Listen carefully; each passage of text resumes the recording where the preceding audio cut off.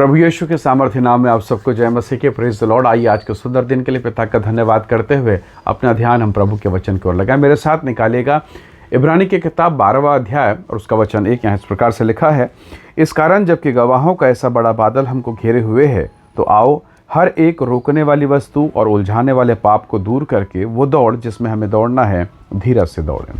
Praise the Lord, hallelujah.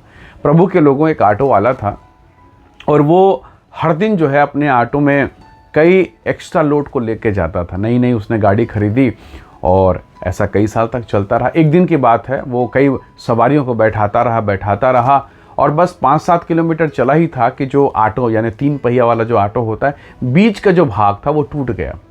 जो यात्री थे वो गिर गए, घायल हो गए, उसका ऑटो सत्यानाश हो गया, सब कुछ बिखर गया और वो खुद इतना घायल हो गया कि उसे अस्पताल में जाना पड़ा।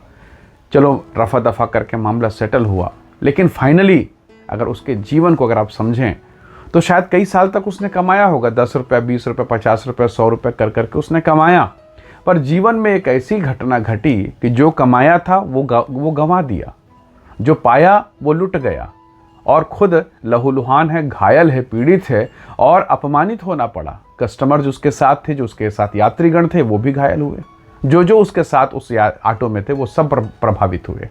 प्रभु के लोगों, जब वो पहली बार उसने एक्स्ट्रा लोड लिया होगा, दूसरी बार एक्स्ट्रा यात्री, उसे अच्छा लगा होगा, 2 पैसा उसने ज़्यादा कमा लिया, उसको बेहतर लगा। लेकिन क्या ये सिलसिला आगे चल सका? नहीं, अंततः उसे कीमत चुकानी पड़ी। आत्मिक जीवन में भी कई बार हम यही गलती करते हैं। हम परमेश्वर के ठहराए हुए नियम से बाहर जाकर दाएं और बाएं की तरफ जाते हैं। प्रभु ने यहोशू से कहा था, न दाएं मुड़ना और न बाएं। मूसा को प्रभु ने लाठी दिया, उस पर अभिषेक था, जब वो लाठी को उठाता बड़े बड़े चमत्कार होते हैं। पर मूसा का असिस्टेंट देखिए, यहोशू है, जोशुआ, उसे ना तो लाठी मिली, ना कोई अधिकार मिला, ना कोई पावर मिला। प्रभु ने कहा एक अध्याय में, जो वचन मैंने अपने दास मूसा को दिया उसको देख, ना उससे दाएं ना बाएं, जो कुछ है उसी में। और आप देखेंगे जहाँ जहाँ वाचा का संदूक गया, जहाँ जहाँ प्रभु की व्यवस्था गई, वहाँ बड़े बड़े चमत्कार हुए हैं। हालेलुया। परमेश्वर के लोगों, जब मैं प्रभु के वचन पे बना रहता हूँ, आशीष को पाता हूँ। प्रभु यीशु मसीह ने बहुत सुंदर एक दृष्टांत कहा बीज बोने के विषय में, कि एक बीज जो है सड़क किनारे पड़ा हुआ है, पक्षी आकर ले गए।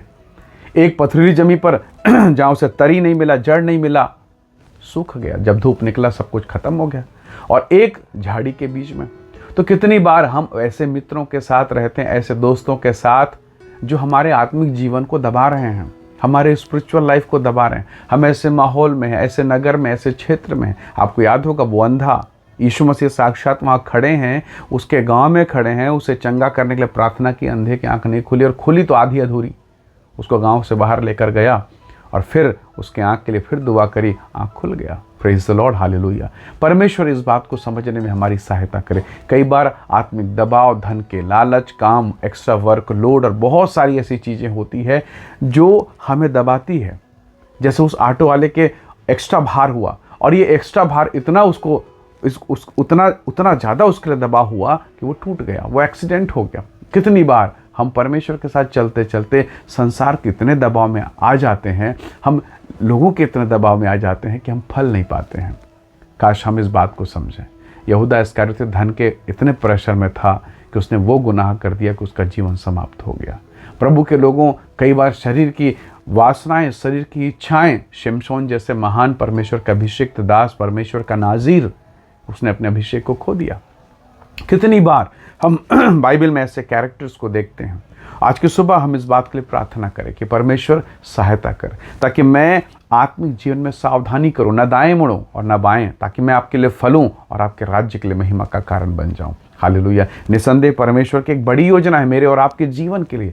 परमेश्वर चाहते हैं कि मैं और आप परमेश्वर के राज्य के लिए बढ़ें, हम आशीषित हों। परंतु याद रखिएगा, यदि दबाव में है, प्रेशर में है, हम फल नहीं पाएंगे, हम अंततः नुकसान में रहेंगे। आइए आज के इस दिन में हम प्रभु से प्रार्थना करें कि प्रभु हमें आत्मिक जीवन में सहायता प्रदान करें। प्रेमी अनुग्रहकारी स्वर्गीय पिता, मेरे प्रिय भाई बहनों को मैं आपके हाथों में सौंपता हूँ। इन पर दया करें, इन पर अनुग्रह करें। जो भी दबाव इनके जीवन में है, फाइनेंस में है, पारिवारिक जीवन में है, फैमिली लाइफ में है, कोर्ट कचहरी के सारे मामले, सब प्रकार की बीमारी और दुर्बलताएं जो इनके जीवन को दबाती हैं, प्रभु आप इन्हें मुक्त करें, आज़ाद करें, स्वतंत्र करें और यीशु के नाम से आशीषित होने पाएं। इनके जीवन को ब्लेस करें पिता। हम सब बातों महिमा आपको देते हैं। धन्यवाद के साथ विनती प्रभु यीशु के नाम से मांगते हैं, आमीन आमीन। प्रभु आप सबको बहुत ऐसे आशीष दे। Praise the Lord. जय मसीह।